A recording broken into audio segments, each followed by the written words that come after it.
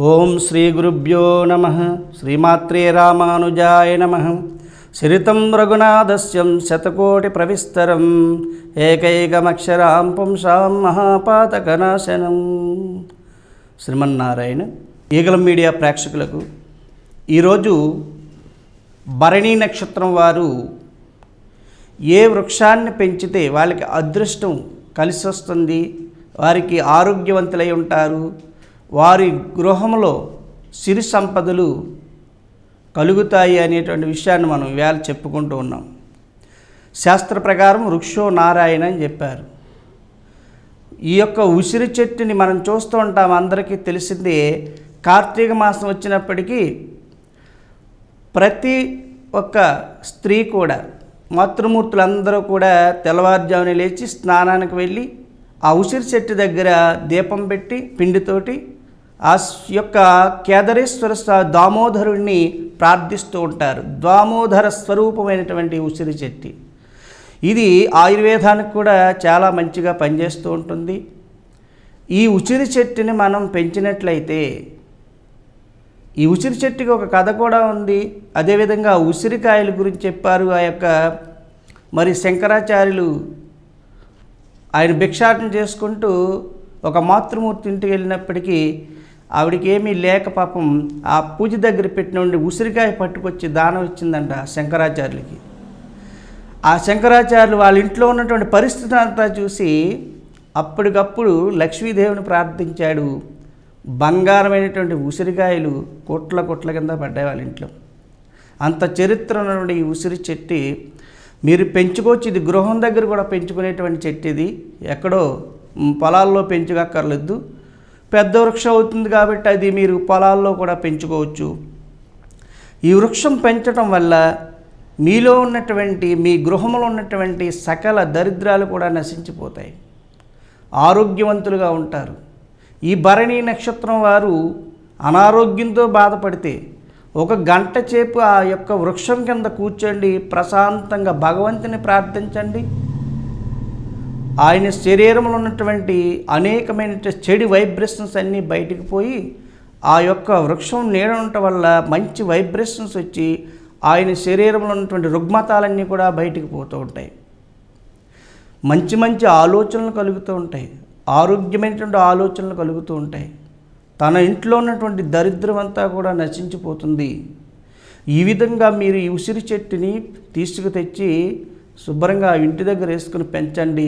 లేక మీ ఇంట్లో స్థలం లేదు, మాకు లేదండి స్థలం ఉసిరి చెట్టు పెంచడానికి అని అనుకుంటారు, దానికి నిరుత్సాహపడవలసిన పనిలే. మీకు పొలాలు ఉంటాయి, ఆ పొలాల్లో వేసుకోండి.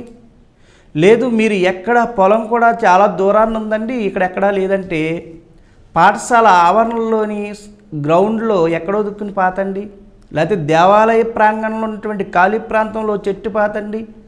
అదేవిధంగా మీరు వెళ్ళిపోతూ ఉంటారు, పార్కుల దగ్గర పాతండి. ఖాళీ ప్రాంతం ఎక్కడైనా సరే ఒక 2-3 ఆ యొక్క ఉసిరి చెట్లు పట్టుకెళ్ళి పాతండి. లేదా 10 ఉసిరి మొక్కలను ఎవరికైనా దానం ఇవ్వండి, వాళ్ళైనా పాతి వాటిని సంరక్షిస్తారు. దాని ద్వారా మీకు అదృష్టం వస్తుంది. ఇలాగే ఈ వృక్షాన్ని మీరు పెంచినప్పుడు చాలా మీలో ఒక రకమైనటువంటి అనుభూతి కలుగుతూ ఉంటుంది. మీలో ఉన్నటువంటి కొన్ని రుగ్మతాలు పారిపోతూ ఉంటాయి.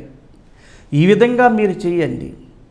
మీకు అంతగా ఉసిరి చెట్టు వేసామండి, పెద్దగా అయ్యింది, మేము చానాల నుంచి మా తాత ముత్తాతల దగ్గర నుంచి ఉన్నది అంటారు. ఒకవేళ మీరు వేస్తే చాలా మంచిది. మీగా పట్టుకెళ్ళి ఆ వృక్షాన్ని మరి పాతి శుభ్రంగా సంరక్షిస్తే మీకు అదృష్టం చాలా బాగుంటుంది. అంతగా ఎక్కడ మాకు వీలు కాలేదు, ఎక్కడో దేవాలయం దగ్గర ఉసిరి చెట్టు ఉందండి, మాకేమన్నా మాకు జరిగేటువంటి ఈ యొక్క అనర్థాల నుంచి బయటపడే మార్గం చెప్పమంటారా? ఏమీ లేదు. మీరు ఉసిరి చెట్టు దగ్గరికి వెళ్ళి పొద్దున్నే పిండితోటి ఒక ప్రమిద తయారు చేసి అందులో ఆవు నెయ్యి పోసి దీపం పెట్టి అక్కడ ఆ ఉసిరి చెట్టు దగ్గర పద్మం వేయండి.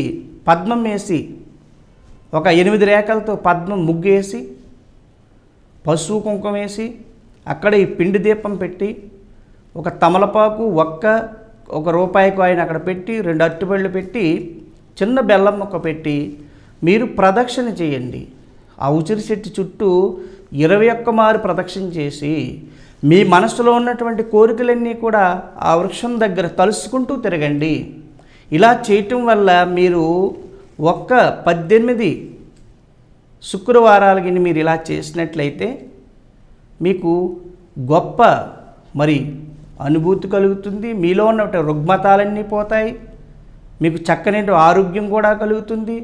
మీలో ఉన్నటువంటి మీ కుటుంబంలో ఉన్నటువంటి కలహాలు పోతాయి. కుటుంబంలో ఉన్నటువంటి అలక్ష్మి పోతుంది. లక్ష్మి కలుగుతుంది. మీ కుటుంబంలో మీ ఇంట్లో కూడా గొప్పగా అభివృద్ధి కలుగుతుంది. ఈ విధంగా చేయండి చక్కగా. మీరు పాత లేనప్పుడు ఆ ఉచిత చెట్టుని మీరు పెంచలేనప్పుడు ఉచిత చెట్టుని ఒక 5-6 కొని ఎవరికన్నా మీరు దానం ఇవ్వండి.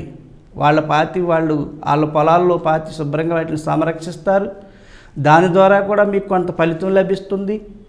ఈ విధంగా ఎవరైతే చేస్తారో వారి కష్టాలన్నీ కూడా తొలగిపోయి అష్టైశ్వర్య భోగభాగ్యాలు కలిగటం సందేహం లేదు. వాళ్ళలో ఉన్నటువంటి రుగ్మతాలన్నీ పోవటంలో సందేహం లేదు.